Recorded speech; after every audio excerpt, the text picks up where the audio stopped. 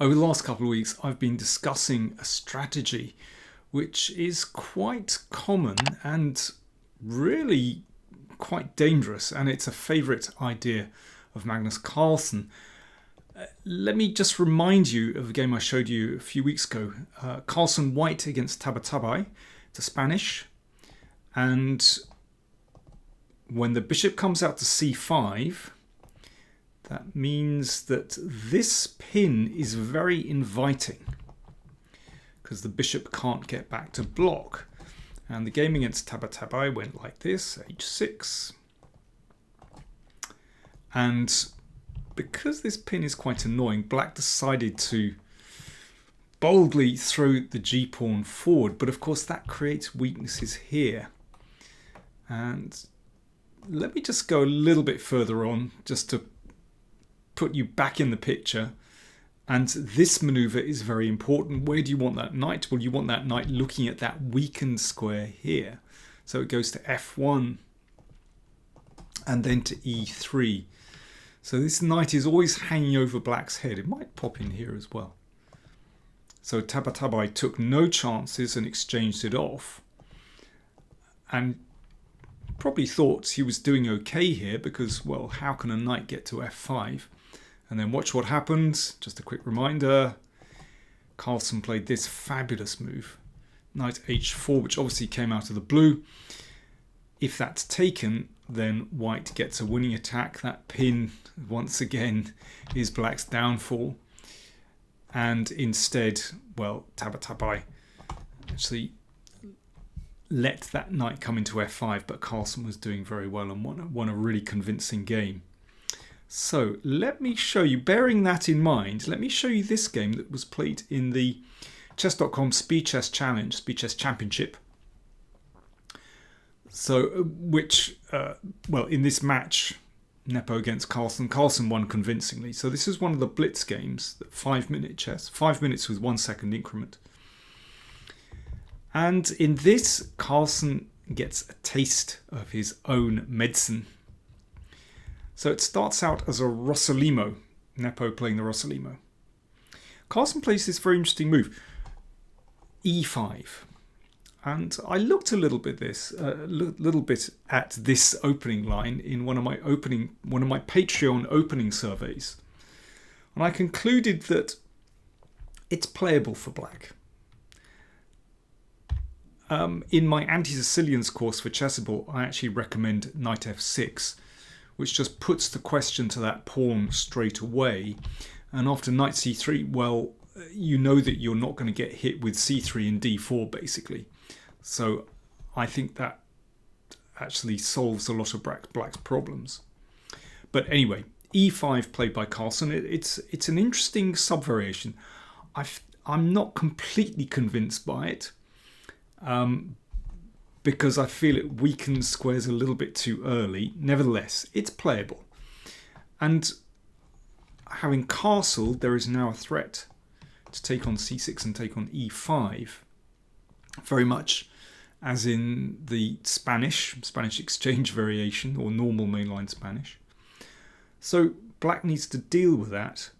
If you go d6 here, that's not very good because white will just play c3 and d4 and blow up that center very quickly. And notice, look at black's kingside pieces. Black is a long way from castling, and that's the problem with this line. You get hit in the center and you've still got to develop. So Carlsen played bishop d6, and that's the main move. It looks very strange to defend the e-pawn in that way, but it does bring the bishop into the game and gets the king closer to escaping. But it is very unusual. Of course, blocking the d-pawn might involve a loss of time as well. Anyway, let's see. c3. a6 from Carlsen. So what Carlsen wants is this exchange, which will allow that bishop into the game. So bishop a4, b5 pushes that bishop back, so the bishop can come out to b7 now. Bishop b3, that's a provocative move. bishop looks great on this diagonal. So that provokes c4. Knight f6. So Carlsen, you can see, is getting ready to castle. So it might not be that bad. But now that this is provoked, Nepo starts to fight back. You could go d3 straight away, but queen e2 is interesting. Castles, and now a4. So this is the point that this pawn can't move because the queen will take the pawn. So rook b8. So Nepo has certainly gained something. His rook now stands on this open file. Can't use any of these squares yet, but you never know. Later in the game that could be significant. And now he goes d3. So needs to bring this bishop into the game. Pawn takes and queen takes. So it's an interesting pawn structure. In fact, it looks a little bit like a Spanish. It looks a little bit like an open Sicilian, perhaps a Najdorf or a Kalashnikov or a Sveshnikov, where you have this backward d pawn. But the first question for black is, where should that bishop go? Where would you put that bishop? Bear in mind the kind of things that I've been talking about already. Well, I think that bishop should go back to e7. And then you get a position which is very much like those Sicilians I mentioned. The bishop will come to e6. Black is actually pretty solid there. And later on you might be able to get this sort of minority attack going. But Carlsen played bishop c7. You could say this is more ambitious because he wants to perhaps later on look to activate the bishop on this diagonal. That might be dangerous. But watch what happens. Bishop g5. We've seen this pin before. So now that the bishop can't come to e7, then that's actually rather annoying for black. It's also another idea to play b4 here and to target that pawn. So that's why, well, let me just go back a move. This is an interesting position. I would like to play b4 as white with the idea knight a3 to target this pawn. But in this case, black breaks with d5. As I say in my Kalashnikov course, liberation station, this liberating move is exactly what black wants. That just frees black's pieces and gets actually quite a useful kingside pawn majority after the pawn exchange. So that's why bishop g5 was played, apart from the fact that this is actually a very awkward pin for black. But one practical thing is that it stops d5. And now white wants to play b4 and target that b5 pawn. So that's why b4 was played. Minority attack to break up these pawns and stop b4 from white.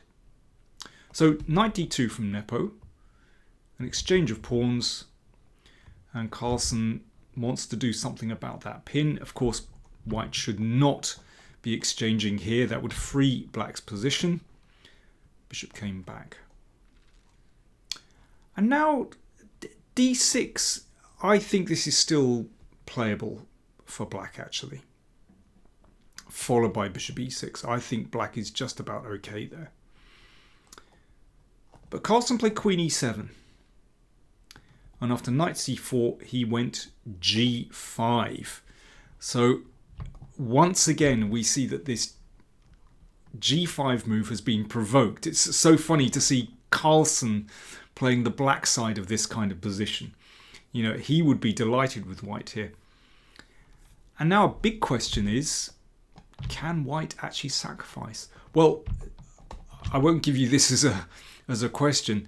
Nepo actually played bishop g3. In fact, the sacrifice is already very strong because white has the move f4, bringing the rook into the game. It's really powerful. But in a blitz game, well, Nepo just didn't want to even invest the time to calculate, and he just put the bishop back to g3. And then d6 played by Carlsen. Now, knight e3. We've seen that knight head for this square before. Beautiful square looking at these two outposts. And yeah, a consequence of g5 that the f5 square is weak, but it is covered by that bishop at the moment. And now Carlsen, he thinks strategically. He could see that that knight really isn't going anywhere. So he put the knight back on d8. Now, if that knight can perhaps come here and into c5, maybe f4, that looks quite promising for black. But it's white's move. Right. How would you play with white in this position? White to play. I'll have a drink, you have a think. Cheers.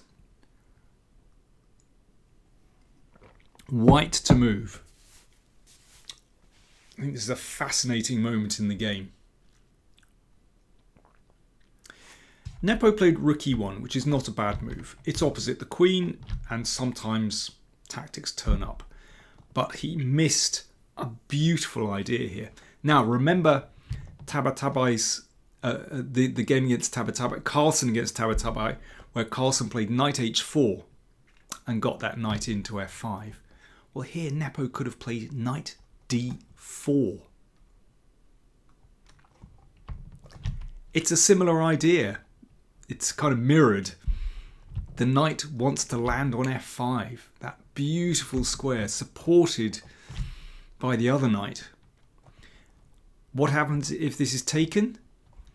Well, watch out for that lineup of queen and bishop. Watch this beautiful attack out of the blue. e5, of course, if the knight moves, it's checkmate. That's a slam dunk. And if that's taken, pawn takes pawn, well, we need to get rid of that knight. How do we do that? Knight d5. Attacks the queen, attacks the knight, it's game over. So knight is queen h7 is mate, and if queen here, take with check, queen takes is mate, so king up, and now it's mate anyway. Mate on h7, supported by the bishop. It's absolutely deadly. Let's come back. So what does black do about this? Well, black is lost here. I mean, you can play a move like knight e4, but it's just not working. Knight d5 is an absolute killer.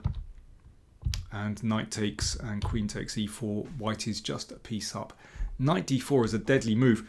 Of course, black doesn't need to take, let's say, rook e8, but once the knight comes in, hitting the queen, hitting this weak pawn, this is absolutely horrible. So, for example, bishop here, an exchange, knight number 2 comes in. Well, I don't think black is going to survive this one. And you've always got this nice attack to loosen everything on the king side. Oh, look at those pieces. Black is lost here, basically. Let's go back. So, rook e1 played instead. It is a blitz game. I'm certainly not having a go at Nepo for missing that. It's not an obvious one, but I just find it fascinating that it's kind of a mirror of Carlsen's idea against Tabatabai. Okay, so rook e1. And knight d4 is still possible, by the way. But Nepo kind of missed the moment.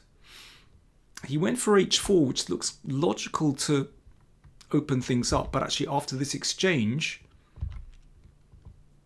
this is clever. Knight e6, and this shores everything up. It's what Tabatabai was trying to do when he took on e3, but this one is actually successful.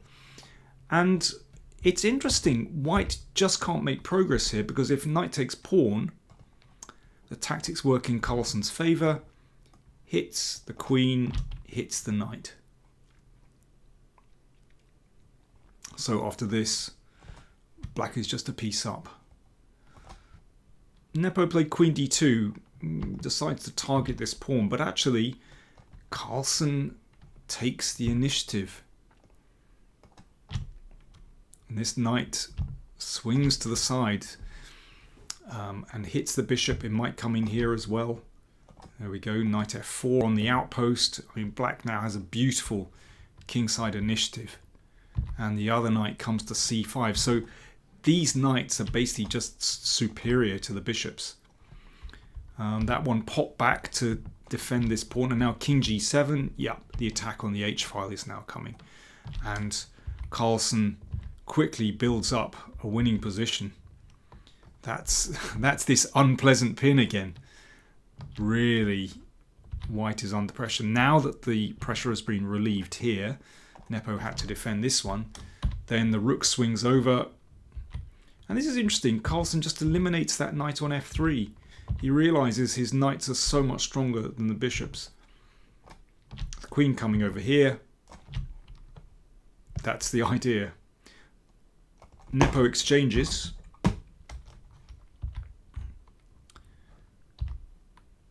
And rook h6 defends. Queen b3. I should say queen g6 is also a good move there. Bishops comes back and knight e4. White is cracking. So Carlsen has won a pawn, a crucial pawn. Black to play. How would you play here? Black to play. Well, instinctively, I'm sure Carlsen was just very short of time. He put the knight back to protect the king. But he missed the tactic.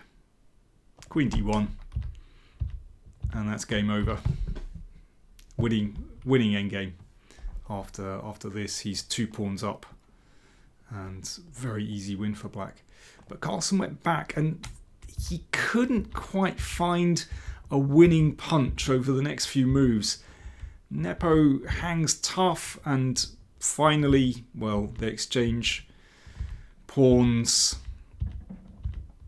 and the game petered out to a draw. I thought that was a fascinating struggle. I really like this beautiful idea of knight d4, and it's amazing to see Carlsen play with g5 and basically should have been caught out. So there we go, another example of this move, bishop g5, and this pin, and how awkward that can be for your opponent. Thanks for watching.